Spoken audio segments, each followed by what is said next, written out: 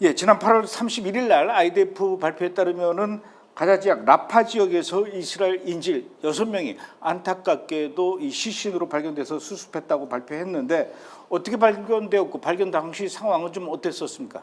그러니까 이제 중요한 게 로케이션인데 남부 라파 필라델피아 축이라는 그 지하 땅굴에서 이스라엘 인질 6명의 시신을 이제 수습을 했습니다. 근데 어떻게 된 거냐, 정황이 어떠냐면 지난달 27일 8월 27일 날 다른 인질, 그러니까 이스라엘 국적장이었는데 베두인족이에요. 그 사람이 구출된 땅굴에서 1km 떨어진 지역에서 이제 그 6구의 시신을 했는데 IDF가 도착하기 전에 그 지하 터널에서 이제 하마스가 테러리스트를 잔인하게 처형을 한 거예요. 아, 그러니까 이 10월 7일 날 그때 당시에 사살해서 끌고 간 시신을 끌고 간 게 아니라 계속 생존한 채로 있다가 이스라엘 군으로부터 발견되기 불과 하루 이틀 전에 사살을 했다는 얘기네요.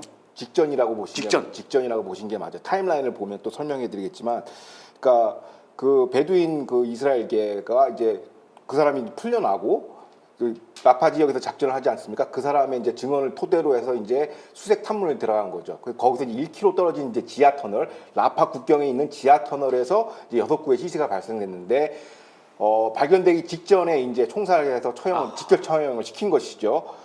그러니까 이걸 어떻게 뭐 타임라인을 어떻게 추정하느냐 했더니 이제 시신을 이제 수습해서 이스라엘 본국으로 이제 후송을 했는데 이들의 6명의 머리와 다른 신체부에 총상을 입었으며 부검 결과 업타시 결과 48시간에서 72시간 전인 29일 30일에 살해된 것으로 추정한다는 거죠.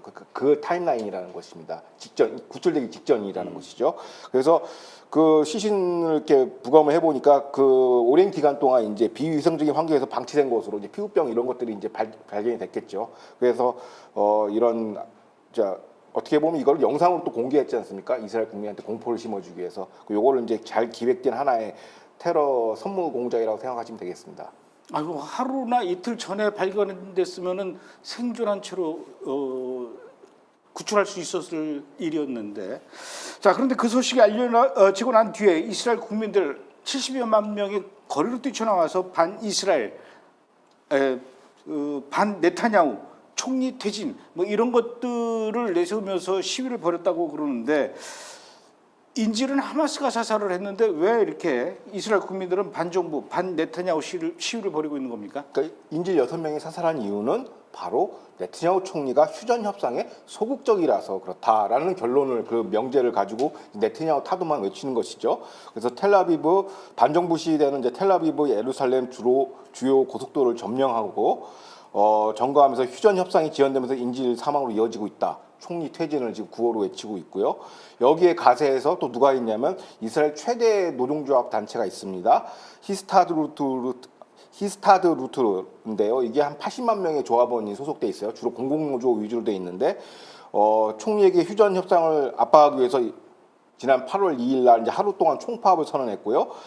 협상 대신 시신만 돌려받고 있다면서 협상이 무엇보다도 중요하다, 군사작전보다라는 이제 메시지로 지금 같이 가세를 하고 있고, 현재 이제 노조 총파업 가세로 이제 벤구리온 국제공항과 주요 항구, 대학, 쇼핑몰 운영은 물론 버스와 경전철, 그러니까 사회 간접 인프라에 대한 대중교통도 일시 마비가 됐습니다. 그래서 이거를 지금 정치 경제라서 이스라엘 경제 굉장히 어렵지 않습니까? 근데 지금 손실 추산치가, 경제 손실 추산치가 하루에 이제 15억 셰켈이 이제 손해고요. 달러로 한 사람은 4억 7천만 달러의 이제 경제적 손실이 발생한 건데, 이게 하루 파업으로. 그래서 지금 굉장히 좀 국내 정세가 지금 국내 정치가 지금 요동치고 있죠. 그래도 이번에 이제 이 시신이 수습된 장소가 조금 전에 말씀하셨던 것처럼 그 가자지구 남쪽에 그 라파 지역에 있는 한 땅굴, 거기가 아마 필라델피아 회랑, 소위 말해서 이제 필라델피아 축이라고 하는 곳에서 이제 발견이 됐는데, 그동안 그 베냐민 네타냐후 총리는 그 필라델피아 회랑을 꼭 사수해야 된다 이렇게 했고, 또 요아브 갈란트는 아니다, 거기 그럴 필요 없다, 그냥 지금은 포기하고 나중에 언제든지 우리가 맘만 먹으면 거긴 접수할 수 있는 곳이 바로 이 필라델피아 회랑이다, 이렇게 해서 네타냐후 총리하고 국방장관하고 의견이 많이 갈렸거든요. 근데 요번에 거기서 시신들이 이제 발견이 됐어요. 어떤 의미가 있는 겁니까? 그러니까 갈란트 장관을 포함한 이제 군안보 수뇌부는 군사작전으로 인질을 구출할 수 없다. 이 명제를 계속 이제 전파하는 거고 실제로 지난 8월 29일 날 이제 안보 내각회의에서 필라델피아 축 사수를 의결하는 그 결의안을 통과시켰어요. 그러니까 우리 이거 무조건 사수한다. 8대1로 통과했는데 여기서 반대한 사람이 갈란트 국방장관입니다. 갈란트 국방장관의 이제 명제는 이거예요. 필라델피아 축을 굳이 네트냐후 총리가 계속 협상안에 요구해서 협상안이 자꾸 부결된 것이다. 그래서 우리가 이거 일시 포기해도 다시 나중에 재점령할 수 있다. 고로 협상안이 중요하기 때문에 이걸 그 필라델피아의 IDF를 철군해도 괜찮다라고 얘기를 하는 반면 이제 이스라엘 내각이나 일반 국민들은 그거에 전혀 반대하고 있고. 그러니까 요번에 이제 간츠하고 아이젠코트 이른바 극자 군수내부 갈란트 포함해서 갈란트 국방장관 포함해서 이제 그 반정부 시위대랑 이제 최대 노조랑 같이 해서 이제 협상안을 관철시키려고 이제 노력을 한 것이죠. 이걸 빌미 삼아서. 근데 필라델피아 축은요 하마스의 산소통이에요. 여기를 포기하면 사실상 전쟁은 진 거예요, 이스라엘이. 여기서 이거를 그래서 네트냐후 내가 이거 무조건 사수해야 된다고 그러고 여기를 포기하는 순간은 이제 하마스를 오히려 이제 재건시켜주자는 주장과 같다고 얘기하고 그래서 하마스 성토는 안 하고 있고 극자 시민단체와 반정부 시대에는 이제 네트냐후만 지금 타도 외치고 있습니다. 그런데 이번에 이제 발견된 그 6구의 시신들 중에 미국 국적자도 있어요. 골드버그 플린이라는 그 미국 사람인데 그래서 그런지 지금 미국의 조 바이든 대통령하고 카밀라 해리스 대선 후보 이 두 사람이 이스라엘 측에 빨리 협상안에 합의하라 이렇게 강하게 지금 밀어붙이고 있는 것 같은데 이런 거 보면 뭐 카밀라 해리스도 역시 조 바이든하고 마찬가지로 앞으로 만약에 뭐 카밀라 해리스가 대통령이 된다 하더라도 이스라엘하고 이 각을 세우는 이 기조는 계속 유지하겠다라는 것 같아요. 정당만 보면 더 심해질 것이고요. 자, 이스라엘 국내에서 이제 극자 시위대와 이제 총파업으로 이렇게 기승을 부리자 이제 바이든이 또 이제 이 기세에 또 가세를 했어요. 그러면서 이제 바이든 행정부도 이스라엘에 최후 통첩을 했습니다. 그러면서 이제 표피적으로는 바이든 대통령은 작금의 현실이 그러니까 인질 6명이 사망한 것은 네트냐후 총리가 이제 휴전에 이제 소극적이다, 노력을 많이 안 하고 있다라는 거에 이제 방점을 찍었어요. 시위대랑 똑같은 주장을 지금 받아서 하고 있지요. 그런데 여기에 이제 해리스 부통령이고 이제 민주당 대선 후보가 끼어듭니다. 어떻게 보면 인턴이에요. 이거를 이제 해리스 후보가 들어와서 이제 우리 대선 후보 나의 그 외교적 역량을 보여주겠어 하면서 이제 들어온 거죠. 그러니까 바이든은 이제 좀 빠지고 이제 어떻게 보면 수권세 미래 권력인 이제 해리스가 들어와서 이제는 이제 더 이상 우리 협상 안 한다 이제 최종본을 마련하고 이스라엘에다 최후 통첩 take it or leave it 이게 마지막 협상 아니다. 이스라엘 받든지 말든지 알아서 해라 하면서 초강수를 지금 두고 있어요. 검토안을 내고 있는데 그러면 말씀하신 것처럼 뭐 해리스나 바이든이나 뭐 비슷한 거 아니냐? 아니에요. 더 심해요. 무슨 얘기냐면 이 시점에서 이제 워싱턴 포스트에서 이제 해리스 사단을 구성하는 인적 풀에 대한 이제 엑스포제라고죠. 탐방 보도, 인사 동정 보도가 나왔는데 일단 지난번에도 한번 소개시켰지만 해리스의 안보 보좌관 필 고더니에 대해서 이제 워싱턴 포스트에서 쭉 이제 설명을 해준 거, 이 사람이 어떤 사람이라는 거. 그러니까 이른바 해리스가 집권을 하게 되면 민주당이 집권을 하게 되면은 그동안 이제 어떻게 보면 바이든 행정부의 그 외교 설계자가 이제 투톱이지 않습니까? 제이크 설리반 국가안전보좌관 외교 천재라는 사람 10월 7일 학살도 예측 못한 사람이죠. 그 사람하고 이제 블링컨 외무장관이 이제 투톱인데 그럼 이 해리스 정권의 외교 자르라고 그러죠. 어떻게 보면 그 설계자는 누구냐라고 했을 때 이 필 고던이 이제 언급이 되고 있습니다. 이 사람의 어떤 관심사, 그 사람의 철학적 배경을 들여다봐야 이제 향후 이스라엘 정책이 보이는데 이 사람은 어떤 결론을 내고 있냐? 현재까지 바이든의 모든 외교 정책은 실패했다라고 보고 원점 재검토를 얘기했습니다. 그리고 네트냐후 통제는 사실상 불가능하다라는 거죠. 그러니까 미국의 영향력을 네트냐후를 통해서 행사할 수는 없다라고 이제 판단을 내리고 있고 그러면서 구체적인 정책적 안이 나왔어요. 이게 핵심 관계자의 전언을 이제 매체에서 소개를 했는데 그게 뭐냐면 현재까지는 바이든은 이스라엘 통제할 때 이제 군수 통제를 했지 않습니까? 부분적으로 찔끔찔끔 이제 군수 지원했다가 말았다가 그걸로 이제 어떻게 보면 이스라엘 군을 이렇게 템포 조절을 하고 있는데 그런 부분적 통제하면 안 된다. 전면 통제를 주장하고 있어요. 그러니까 모든 군수 지원에다가는 조건을 걸어가지고 미국의 의지를 관철시켜야 된다. 그러면서 군수 완전 통제를 주장하고 있고 그러면 10월 7일 학살 사태에 대해서는 어떻게 들여다보고 있냐고 했던 게 보니까 이제 이스라엘 군사작전은 실패할 것이라고 봤어요. 군사적으로 이거를 접수할 수가 없다. 그 얘기를 이제 번역해서 설명해 드리면 뭐냐면 이스라엘이 하마스 제거하는 걸 반대한다는 입장을 명시적으로 얘기했어요. 그래서 이 사람의 그 논변을 보면 바이든보다 더 바이든의 어떻게 보면 반이스라엘 정책이라 우리는 계속 비판을 해왔는데 그거보다 더 갔죠. 극단적인 반유대주의 정책으로 갈 가능성이 높아요. 더 심한 것이죠. 그래서 오히려 이제 바이든 행정부가 이제 온건파로 보여줄 수 있는 구석이 있는 것이고, 고든 보좌관은 과거 빌 클린턴 NSC를 거쳐서 오바마 행정부 1기에는 국무부 유라시아 지역 부장관을 지냈고요. 2기에는 이제 백악관 중동 정책 보좌관을 지냈어요. 그러니까 이 사람이 어떻게 보면 중동 통이에요. 전문가인데 오바마의 어떤 중동 질서를 그대로 실현할 이제 적임자라고 보고 있고 이스라엘한테는 굉장히 불리해집니다. 어쨌든 그 굉장히 지금 숨가쁘게 돌아가는 것 같아요. 그 8월 31일 날 그 필라델피아 회랑 거기에 있는 지하 터널에서 6명의 시신이 발견이 됐고 그걸 9월 1일 날 IDF가 발표를 했고 그날 또 바로 미국의 조 바이든하고 카말라 해리스가 이스라엘 향해서 협상안에 합의해라 이렇게 압박을 했고 다음 날 9월 2일 날 베냐민 네타냐후 총리가 이 미국 쪽의 이런 주장에 대해서 조목조목 반박하는 기자회견을 했어요. 뭘 어떤 식으로 그 어떤 내용으로 반박을 한 겁니까? 그러니까 큰 모니터 딱 띄워놓고 지휘봉 딱 들고서 이제 정면 도표하는 것이죠. 홍보를 했는데, 그러니까 먼저 네타냐후가 딱 이제 한마디 하죠. 인재 협상에 본인이 이스라엘 혹은 본인 총리가 소극적이었냐 그거에 대해서 이제 사실관계를 이제 정리하겠다고 얘기를 합니다. 첫 번째, 지난 4월 27일 날 블링컨 국무장관은 이스라엘이 협상에 대해서 파격적인 양보를 했다. 이스라엘이 다 수용한 거예요. 바이든의 조건을. 그리고 5월 31일 날에는 미국이 제시한 협상안도 수용을 했어요.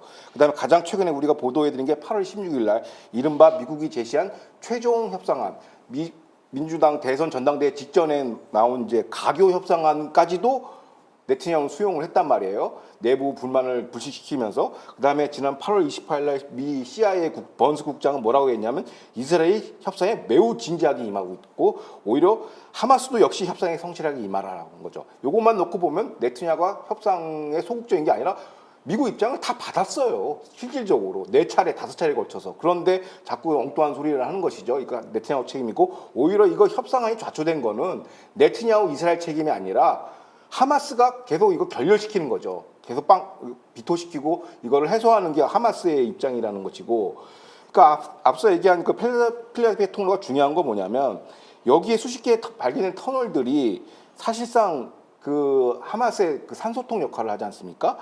그러니까 네타냐후는 실질적으로 이제 그날 기자회견에서 뭐라고 설명해요? 그 지도를 보여주면서 여기서 모든 무기가 공습된다. 시나이 반도 통해 필라델피아 축을 통해서 국경선을 통해서.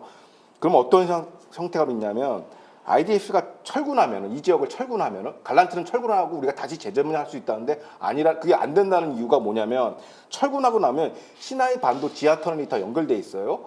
거기서 이미 모든 하마스의 병력과 병참 시설은 글로 다 대피를 시켜놓은 거예요. 일단 다 뺀다 이거죠. 다 뺐죠. 거기에 요번에 인질 지금 더 전말 조사가 나와 있는 인질 6명이 그 근처에 있었다는 건 뭐냐면 인질도 같이 시나이 반도 쪽에 지하 터널 있을 가능성이 굉장히 높습니다. 그러니까 이거를 사수하는 게 문제가 아니라 여기 들어와서 실질적인 구출작전을 실시해야 돼요. 군사작전을. 근데 여기 다 빼놓고 하마스는 이제 협상안이 그 잉크에 서명을 하는 순간 이제 다시 들어오는 거예요. 그러면 하마스는 다시 재건되는 것이고.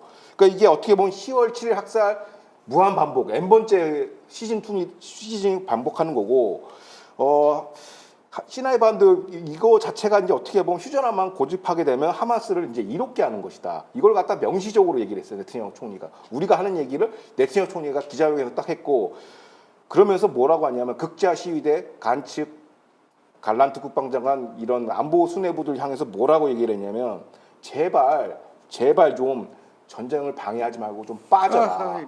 빠져라 좀 제발. 그거를 명시적으로 얘기를 했어요. 그러니까 확실히 이제 네타냐후도 국민적 지지가 있으니까 제대로 붙겠다는 얘기죠.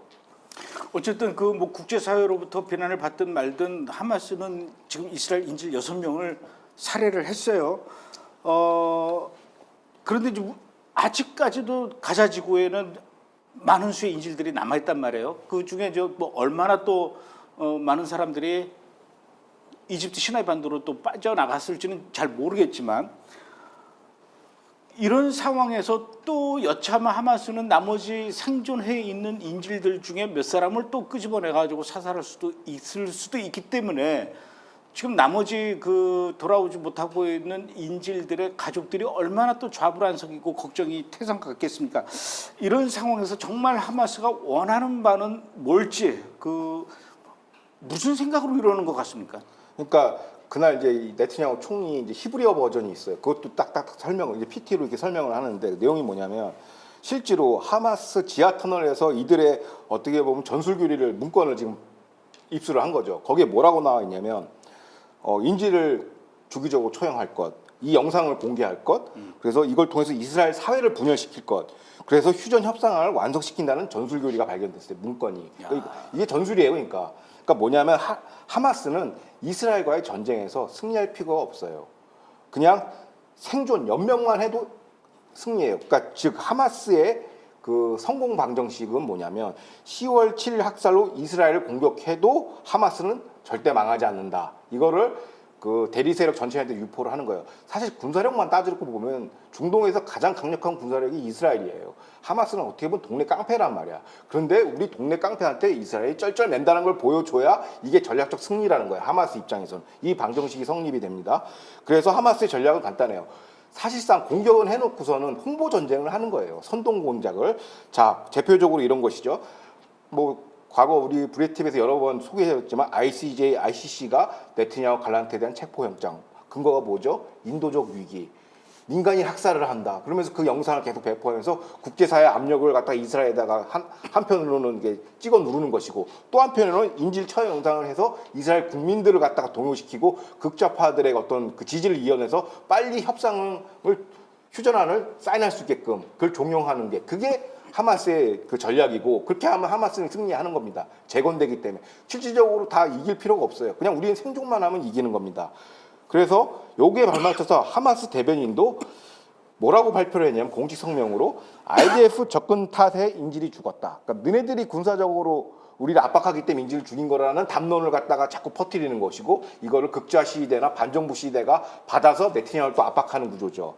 그러니까 어떻게 보면 정교하게 구성된 시민전인데 이런 전략은 이게 어제 오늘 얘기가 아니에요. 2000년대부터 시작해서 한 24년 동안 지속됐는데 최초 전략이 뭐냐면 지난 이제 1985년 이스라엘은 당시 테러 그룹이죠. PLO의 어떤 그 무장봉기의 그 산하 조직이 있어요. PFLP라고 팔레스타인 인민해방전선이 있습니다. 여기서 이스라엘 국민 3명을 납치합니다.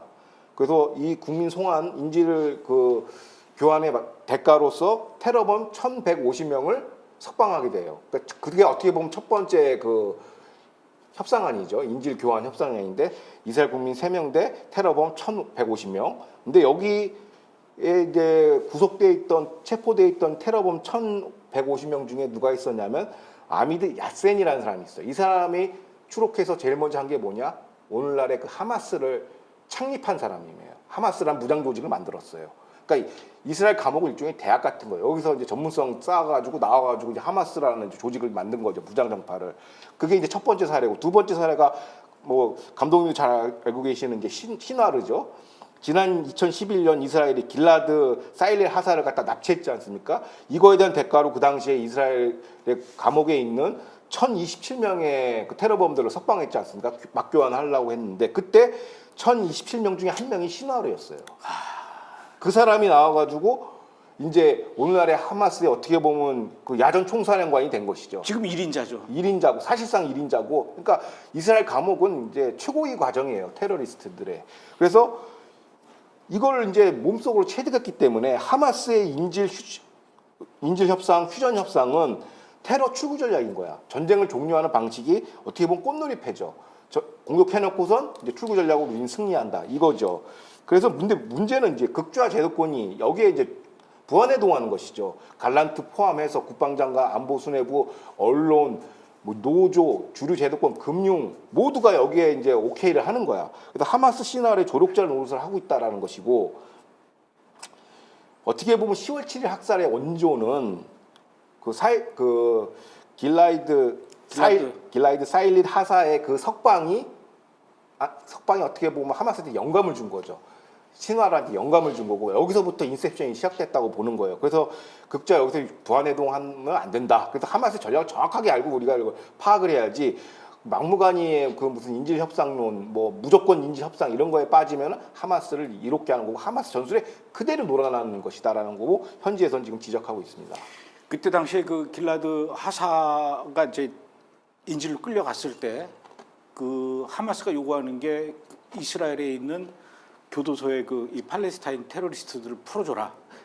1,000명 이상 되는 사람들의 명단을 주면서 다 풀어줘라. 그래서 이제 이스라엘의 그 이 길라드 그 하사 가족도 그렇고 많은 사람들이 풀어줘라. 저 교도소에 있는 저 팔레스타인 사람들 풀어줘라. 뭐 왜 우리가 쟤네들을 먹여주고 재워주면서 데리고 있어야 되냐? 아니다. 저거 풀어주면 돌아가서 또 다시 테러를 일으킬 인간들이기 때문에 풀어주면 이거 가지고 이스라엘 국민들 사이에서도 굉장히 이게 분열이 일어나고 그러다가 결국 풀어줬더니 결국은 이렇게 시나르가 그 다시 이제 지금 이스라엘을 향해서 공격한 하마스의 1인자가 된 이런 상황이 아마 이번에 이스라엘 국민들도 이걸 보고 분명히 깨달았을 것 같아요. 그런데 6명이 그 인질 수습한 이후에 아까도 말씀드렸던 것처럼 70만 명 정도가 이스라엘 국민들이 거리로 나와서 반정부 시위, 반 네타냐후 시위를 벌였다고 우리나라 뉴스에서도 계속 그 얘기를 해요. 그러다 보니까 야 지금 이스라엘 국민 전체가 이 반정부 그다음에 반 네타냐후 분위기로 가나 보다. 지금 뭐 우리나라 뉴스만 보면 이렇거든요. 어떻습니까? 실제적으로 그 이스라엘 국민들의 생각이 갈란트 국방장관의 말처럼 그 필라델피아 회랑을 포기하자라는 겁니까? 아니면은 네타냐후 총리처럼 아니다. 이번에 아주 그냥 그 필라델피아 회랑 확실하게 우리가 장악해야 된다. 어느 쪽인지 어떻게 여론조사 같은 걸 해본 게 있나요? 그러니까 지금 감독님 말씀하신 것처럼 그 지금 우리나라 언론사에 도배되고 있는 그 시위는요 텔아비브예요. 텔아비브에 있고 그 현지 매체를 보면 그 참가자 숫자는 점점 감소한다고 보여지고 그런데 극대화해서 하니까 많이 몰리는 것처럼 보이지만 사실상 수는 굉장히 미미하다. 그러면 그럼 뭐 무슨 수로 그걸 네가 아느냐라고 하면은 이제 여론조사죠. 그래서 지금 여론조사가 다음 주에도 제가 하나 더 소개시킬 건데 네트냐후 그러니까 6명의 시신을 발견된 시점에서 한 여론조사와 또 네트냐후 기자회견 이후의 여론조사가 지금 계속 나오고 있어요. 다음 주에도 한번 또 심층적으로 소개시킬 건데 지금 나와 있는 여론조사만 보면은 두 가지 여론조사가 있습니다. 참고할 게 첫 번째가 뭐냐면 이스라엘의 약간 진보 성향, 리버럴 성향이죠. 약간 뭐 간츠나 라피드 성향의 극좌 성향의 그 정책연구소가 있습니다. JPPI라고 여기서 여론조사를 발표한 거에 따르면 이스라엘 국민 이거 가장 최근 여론조사인데 이스라엘 국민 49%는 필라델피아 축 절대사수 인질 협상보다 그 49%고 43%는 축사수보다는 인질 협상이 중요하다라는 거예요. 약간 팽팽하지만 그래도 필라델피아 축사수가 더 우세하죠. 근데 이게 이른바 진보 성향, 좌성향 쪽에서 나오는 그 여론조사고 반면에 7월 24일 날 가자 포에버라는 이제 시민단체가 있어요. 여기서는 뭐 하는 시민단체냐면은 가자 포에버가 있어요? 예, 가자 포에버. 야, 그 이스라엘 사람들이 만든 거예요? 그렇죠. 그 시민단체 뭐냐면 모든 가자 주민에게 사명 CI가 뭐냐면 모든 가자 주민에게 인도적 탈출을 도모하는 거. 지금 못 나가고 있잖아요. 그 민간인들은 이러지도 저러지도 못하고 있으니까 진짜 가장 어떻게 보면 좀 우리가 돌봐야 되는 사람이죠. 팔레스타인 일반 주민들은. 근데 탈출을 이제 도모하자. 그래가지고 모든 가자 거주자를 위한 제3국 이주를 위한 인도적 재정적 지원을 아끼지 않는다는 게 이 단체의 그 어떤 사명이에요. 미션인데 거기서 이제 지난번에 우리가 소개한 그 가장 정확하다는 이스라엘 여론조사 기관 디렉트폴에 의뢰를 했어요. 그래서 뭐라고 이제 질의를 했냐면 IDF 필라델피아 축 영구 통제에 관해서 동의하는가? 그러니까 축사수를 영구 통제하는 것에 대해서 동의하는가라는 질문에서 응답자 79%가 매우 동의. 그 다음에 무응답자 6%는 매우 부정이고 16%는 무응답층으로 나와 있어요. 그러니까 뭐 좌쪽 여론조사, 우파 쪽 여론조사, 중도 쪽 여론조사를 다 종합하면은 70% 이상이 축사수예요. 인질 협상보다. 그게 가장 높고 그게 이제 이스라엘의 어떤 국민 정서라고 볼 수 있고요. 그 다음에 이제 앞서 말씀드린 것처럼 이 과대 노출된 반정부 시위대가 이게 있다고 했는데 소수라는데 반정부 시위대 규모도 줄고 있지만 앞서 얘기했던 그 이스라엘 최대 노조 단체가 지금 요번에 총파업할 때도 공공노조 중에서 8개 도시 노조 예루살렘, 아시도드, 나타냐, 라말라, 드모나, 세르돗, 유대 사마리아 도시 공공노조는 불참을 했어요. 그러니까 시위 파업 참여율이 굉장히 떨어졌다는 거예요. 그래서 어떻게 보면 이게 이제 동력이 이제 점점 그 반정부 시위 동력은 굉장히 사그라들고 있다. 그 다음에 이제 이 노조도 과거에 이제 극좌 정권이랑 한번 이제 시위를 벌였는데 지난 기억하시겠지만 사법개혁 반대 시위할 때 있지 않습니까? 그게 2023년 7월에도 한번 총파업으로 이제 가세를 했는데 그때 노조원 공공노조 3만 6천 명 중에 2천 명밖에 참여를 안 했다라는 것이죠. 그래서 점점 지금 이 반정부 시위대는 줄어들고 있는 추세인데 언론에서 필요 이상으로 나왔고 이스라엘 국민들은 79% 거의 80% 가깝게 필라델피아 축을 사수하자라는 게 기본 정서입니다. 그나저나 그 이스라엘에 있는 그 이 좌파들은 바쁘겠어요. 그 전쟁 전에는 사법개혁 반대 시위해야 되지, 지금은 반 네타냐후 시위해야 되지, 뭐 계속 때에 따라서 이렇게 아이템들이 이어지고 있네요. 아이템은 다르지만 목표는 네타냐후 축출이에요. 반정 그 사법개혁 시위도 왜 하려고 그래? 네타냐후 축출시키기 위해서 하는 것이고 뭐 등등 여러 가지죠. 왜냐하면 네타냐후가 이란에 대한 그 정책에 가장 목소리를 내기 때문에 바이든의 눈에 가시였거든요. 그나저나 미국의 도널드 트럼프 대통령 후보 전 대통령 입장이 뭐 나온 게 있습니까? 그렇죠. 그럼 뭐 지금 대선 시즌이니까 이제 이게 선거 소재죠. 그러니까 이제 바이든의 이제 중동 정책이 실패했다. 미국의 리더십이 완전 부재했기 때문에 6명 특히 골드윈 그 미국 이스라엘 그 복수 국적자가 사망한 거 아니냐? 이거 네 책임이다. 네 손에 피 묻은 거다. 그러니까 이런 거에 대해서 강력하게 성토를 했죠. 그러면서 카메라 해리스를 뭐라고 그러냐면 해리스 동무, 카므레드 해리스라고 그래요. 왜 그러냐면 동성주의자라는 얘기죠. 왜 그런 얘기를 했냐면 카멜라 해리스가 국내 정치에서 뭐라고 했냐면 지금 미국이 물가가 높고 고물가 인플레이션이지 않습니까? 그래서 여기에 대한 해법으로 카멜라가 내놓은 대안이 뭐냐면 가격 통제하자, 공산주의처럼. 그래서 이제 카멜라 동무라고 이제 트럼프가 조롱을 하는 것이고 뭐 부패한 바이든. 그러니까 우리 한국말로 번역을 하니까 이게 입맛이 좀 이게 맛이 안 나는데 영어로 하면 크루킷 조 바이든이에요. 그 부패한 놈, 깡패, 도둑놈 뭐 이런 거죠. 왜냐하면 그 뭐 아들 헌터 바이든부터 부패 혐의가 어마무시하거든요. 그러니까 해리스 동무하고 이제 그 크루켓 조 바이든이 나라를 망쳐먹었다라는 거예요. 그 인질 피는 너네들 책임이다라고 강력하게 선포하고 너희들의 친 팔레스타인 정책 때문에 이런 결과값이 나왔다고 얘기하고 그 다음에 트럼프 행정부 당시 프리먼 대사 주 이스라엘 대사를 지낸 미 프리먼 대사는 이게 마찬가지로 친 팔레스타인 정책 때문에 그렇다라고 이제 이게 중동 정책의 재선 어젠다니까 뭐 강하게 붙는 것이죠. 그 트럼프 행정부만 이제 그 트럼프 대선 후보만 이제 바이든을 공격하고 있습니다. 제가 보기에는 하마스가 그 인질들 중에 미국 국적자를 탁 집어가지고 불러내가지고 쏜 것 같아요. 그렇죠.